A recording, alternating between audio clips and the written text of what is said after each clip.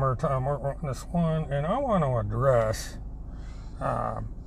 some inaccuracies that have been reported by Randy Q. ERICKSON, who is the owner of TimothyCharlesHomeseth.com and also claims to be part of the Pentagon Pedophile Task Force / Joint Special Operations Command. Now, Miss, whichever Ms, I guess is the proper enunciation nowadays, ERICKSON made a rather intriguing post that has gone along with a series of inaccurate posts on her Facebook, and this was sent to me by someone since she blocks me from her Facebook, so I'm unable to see these posts. But she wrote, "This is panic, exclamation, exclamation. Who flies from Florida to Minneapolis to do this?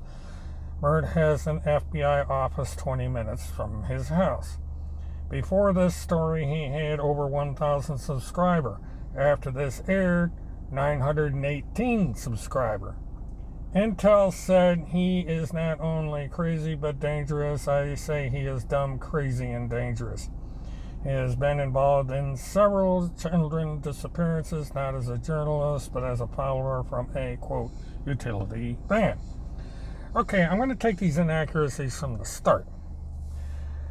Now, line 1 is partly true. There is an FBI office 20 minutes from my house. It is in Maitland, Florida. And I first approached them with information I had about certain activities going on the internet.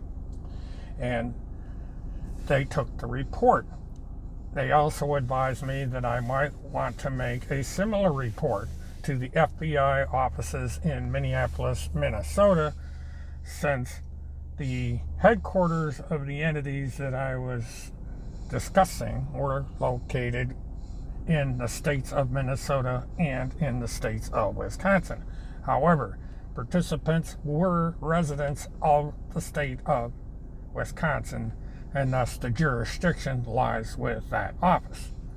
I subsequently made a telephone call to the FBI office in Minneapolis, Minnesota, explained what I had. They said, "Is there any way you can get up there anytime soon to discuss this?" And I says, "Yes, I have plans on being in the area in mid-September." They said, "Fine, let us know when you arrive. We will arrange an appointment and we will talk to you." And that's exactly what I did. I flew to Minneapolis.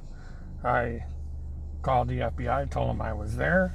I came in. I talked to 2 agents from the FBI for 4 hours, explained what I had. They said thank you, informed me of some information that I was not made aware of, and I continued on my trip. Now, this is what anyone that supposedly is either an investigative reporter, or B, someone that is somehow affiliated with a partnership with the United States government through either a sponsored Pentagon Pedophile Task Force or an actual agency of the United States government. They would have known that they could have found this out quite easily, and it would have been explained to them how investigations work at the federal level. Now, Ms. ERICKSON is either ignorant of this fact or is trying to disregard it, and because she may know full well why I was in Minnesota and why it was at the Minnesota office, besides that of being at the Maitland office in Florida. Now, another inaccuracy which Ms. ERICKSON posted is that before the story I had over 1,000 subscribers to my channel, and after the story it dropped to 918. This is not accurate. The 1,000 subscriber level did not occur until after the series was completed, all 5 parts. And then for some strange reason, I got an influx of over 100 subscribers within the matter of a few hours.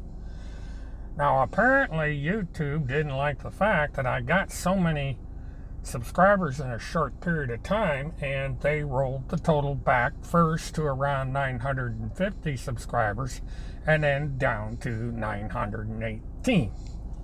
Now, when I first started on this series, my subscriber count was 908, and it had gone up to 910 and then back down to 909. It is now at, as far as I know, 918. Now, if it goes up, fine. If it goes down, fine. I do not control the subscription process. People volunteer to subscribe, they subscribe. If they don't, they don't. If they come into the channel and see that they don't like the content or it is something they're not interested in, they are usually going to unsubscribe. You know, the numbers count really does not make that big a difference to me. If I get over 1,000 subscribers, I can live stream mobile while in transit or in remote locations through my cell phone. That's the only reason for it. Other than if I get over 1,000 subscribers, I can text and stream from inside the courthouse depending on the location of the court. It varies from district to district. At the very minimum, I would be able to text while proceedings are going on in court. That is the only reason for the 1,000 subscriber mark. If I don't reach it, I don't reach it. Now, besides going after me as a personal attack with the so-called intel, which she never elaborates on, presumably it's the PPTF, she calls me dumb, crazy, and dangerous.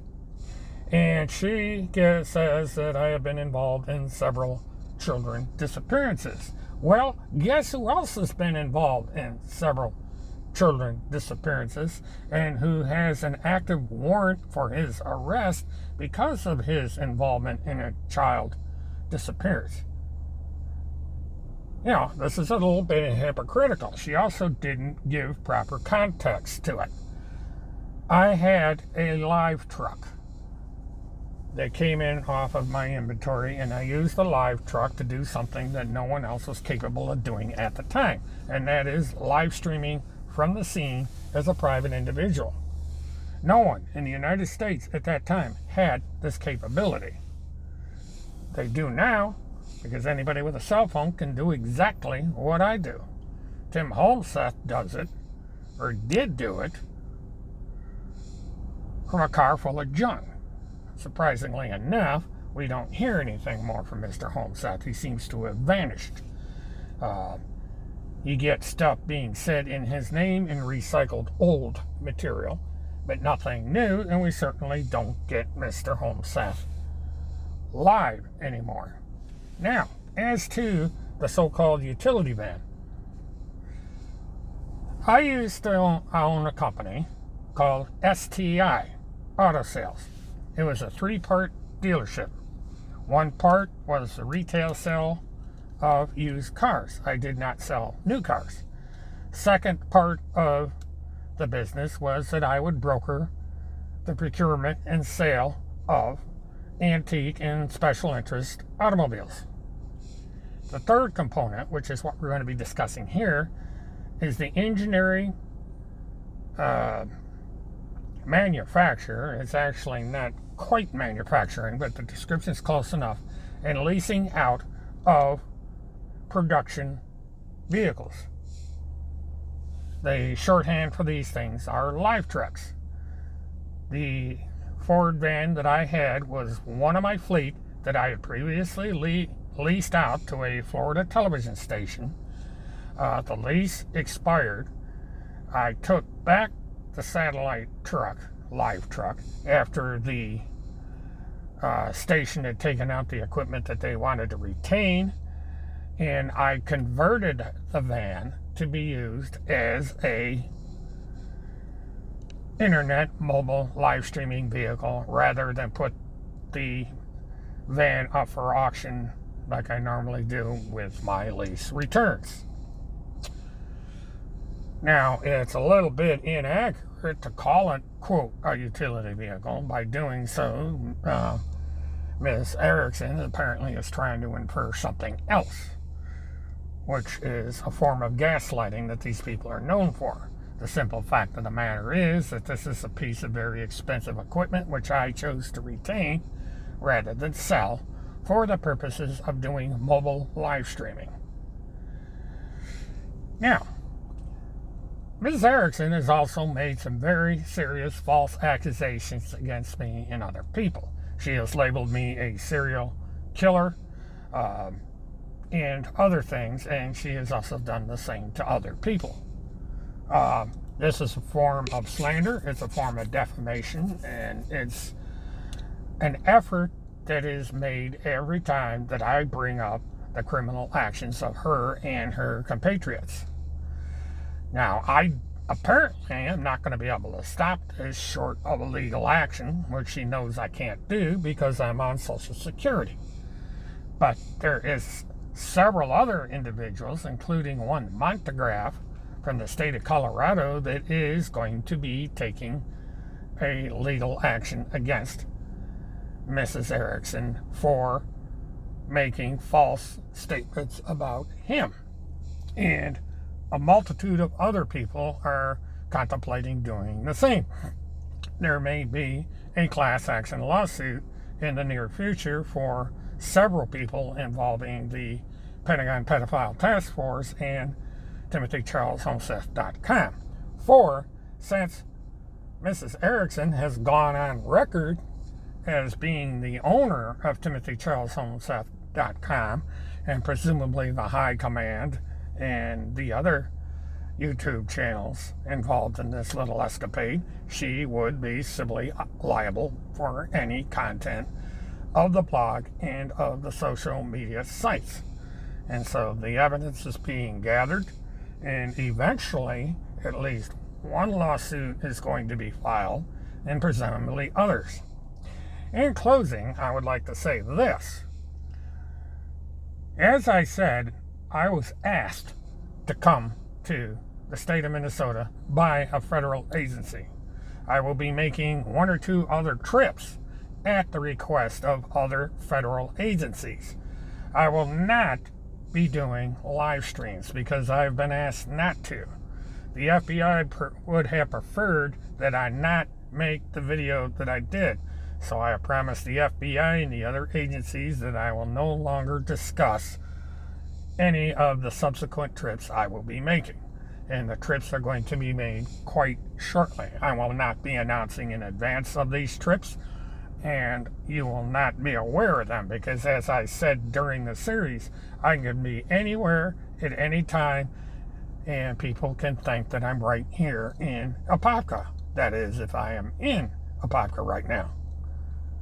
I have my streaming equipment set up so that I can be anywhere in the United States, and with green screen and other props, people would think that I am at my home in Apopka, Florida. So, as I have said, I will be anywhere, anytime, any place, or I will be nowhere at no time, at no place. This is something nobody is ever going to know, either those who are my allies and those who are my adversaries. So bear that in mind in my future streams. I will be doing coverage of a breaking event on the 25th of September, sometime in the AM hours. I will have the information I need to cover this event tomorrow, September 24th, sometime in the evening. Once I get confirmation of the event and my ability to cover it, I will let you know that the coverage is going forth. The nature of what I will be covering will be announced probably just before I go on the air. So stay tuned for the breaking news event that will be coming up. This is William K. Murtaugh, Witness1. Please like and subscribe, hit the notification button, and have a good one.